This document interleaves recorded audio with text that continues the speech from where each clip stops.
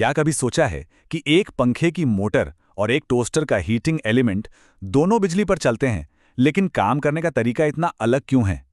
आज हम उन्हीं अदृश्य ताकतों के बारे में जानेंगे, यानी प्रतिरोध, प्रतिघात और प्रेरकत्व, जो हमारे घरों के हर डिवाइस को कंट्रोल करती हैं। ठीक है, तो आज हम क्या क्या देखने वाले हैं? सबसे पहले हम समझेंगे कि बिजली का प्रवाह असल में होता कैसे है। फिर देखेंगे कि प्रतिरोध यानी रेजिस्टेंस क्या है, जो एक सीधी सादी रुकावट है। उसके बाद हम जानेंगे कि कुछ हिस्से करंट में होने वाले बदलाव को कैसे रोकते हैं, जिससे रिएक्टेंस पैदा होता है। और आखिर में ये सारी चीजें हमारी रोजमर्रा की जिंदगी में क्या मायने रखती हैं, इस पर भी बात करेंगे। तो चलिए, सबसे पहले हमें यह समझना होगा कि बिजली बहती कैसे है, क्योंकि इसके बहने के दो खास तरीके हैं। तो सवाल यह है कि डायरेक्ट करंट और ऑल्टरनेटिंग करंट में आखिर फर्क क्या है? और यह फर्क समझना बहुत जरूरी है, क्योंकि इसी से हमें रेजिस्टेंस और रिएक्टेंस के बीच का असली अंतर पता चलेगा। तो देखिए, बात सीधी सी है। डायरेक्ट करंट यानी डीसी एक ही दिशा में बहने वाली सीधी सपाट नदी की तरह है। इसका वोल्टेज हमेशा एक जैसा रहता है। वहीं दूसरी तरफ ऑल्टरनेटिंग करंट यानी एसी समंदर की लहरों की तरह है, जो लगातार आगे पीछे होती रहती है। इसमें करंट अपनी दिशा बार बार बदलता है। अब इन सब चीजों को और आसानी से समझने के लिए हम एक एनालॉजी का इस्तेमाल करेंगे। सोचिए कि पानी का प्रेशर वोल्टेज है और पानी का बहाव करंट है।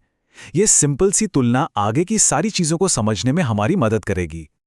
चलिए, अब बात करते हैं पहली और सबसे सीधी सादी रुकावट की, रेजिस्टेंस यानी प्रतिरोध। ये हर सर्किट का हिस्सा होता है। अपने पानी वाले उदाहरण पर वापस आते हैं। सोचिए, अगर हम पानी के पाइप को आगे से दबा दें तो क्या होगा? जाहिर है, पानी का बहाव कम हो जाएगा। रास्ता जितना संकरा होगा, पानी का निकलना उतना ही मुश्किल। बस ठीक यही काम बिजली की दुनिया में एक रेजिस्टर करता है। यह करंट के रास्ते में एक रुकावट पैदा करता है, जिससे करंट का बहाव कम हो जाता है। और इससे कोई फर्क नहीं पड़ता कि करंट एसी है या डीसी। तो रेजिस्टेंस का मतलब है करंट के बहाव में सीधी सीधी रुकावट। ये बस करंट की मात्रा को कम कर देता है। और हाँ, इस प्रोसेस में अक्सर गर्मी भी पैदा होती है, जैसा कि हम टोस्टर के एलिमेंट में देखते हैं। यहां तक तो सब सीधा साधा था, लेकिन अब कहानी में एक मजेदार मोड़ आता है। अब हम ऐसे कंपोनेंट्स की बात करेंगे जो सिर्फ बहाव को नहीं रोकते, बल्कि बहाव में होने वाले बदलाव को रोकते हैं। इसे समझने के लिए फिर से पानी के पाइप वाला उदाहरण लेते हैं। मान लीजिए हमने पाइप के अंदर एक भारी सा पहिया लगा दिया है। अब इस पहिए को घुमाना भी मुश्किल है, और अगर ये घूम रहा है तो इसे रोकना भी मुश्किल है। तो ये पहिया क्या करता है? जब पानी का बहाव शुरू होता है तो ये पहिया उसे तेजी से बढ़ने नहीं देता, और जब बहाव कम होता है तो ये उसे एकदम से रुकने भी नहीं देता। मतलब ये पानी के बहाव में होने वाले किसी भी अचानक बदलाव का विरोध करता है। हाँ, अगर पानी एक ही स्पीड से लगातार बह रहा है तो इस पहिए का कोई असर नहीं होगा। अब जैसा ये पानी का पहिया काम कर रहा है, ठीक वैसा ही काम एक इलेक्ट्रिकल सर्किट में इंडक्टर करता है, जो आमतौर पर तार की एक कॉइल होती है। और इस गुण को हम कहते हैं इंडक्टेंस।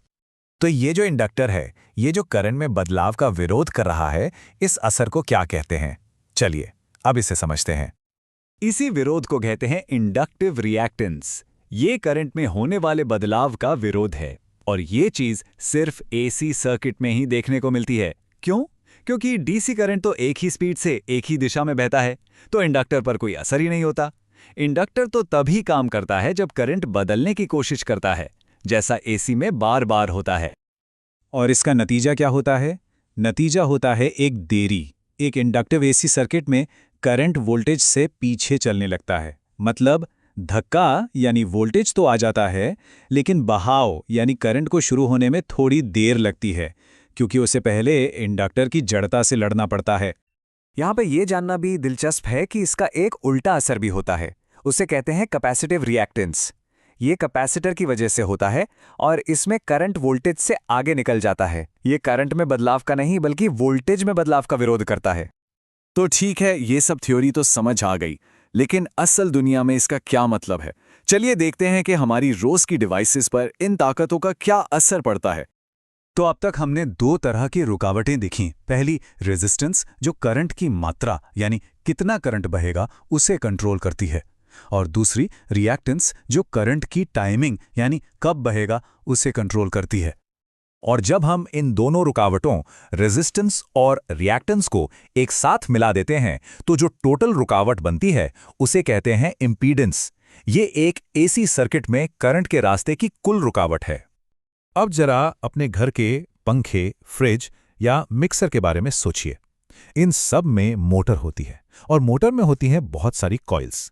इसका मतलब ये हुआ कि ये सभी डिवाइस हाईली इंडक्टिव हैं। अब ये जो करंट और वोल्टेज के बीच टाइमिंग का फर्क है, जिसे लैगिंग पावर फैक्टर कहते हैं, ये सिर्फ एक टेक्निकल बात नहीं है।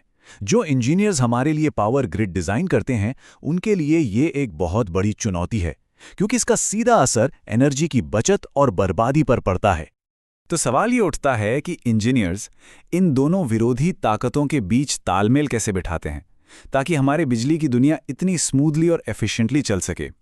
अगली बार जब आप कोई पंखा चलाएं तो याद रखिएगा कि उसके अंदर एक लगातार खींचतान चल रही है। रेजिस्टेंस बहाव को कम कर रहा है और रिएक्टेंस उसकी टाइमिंग को, और इन दोनों के बीच सही संतुलन बनाना ही मॉडर्न इलेक्ट्रिकल इंजीनियरिंग का कमाल है।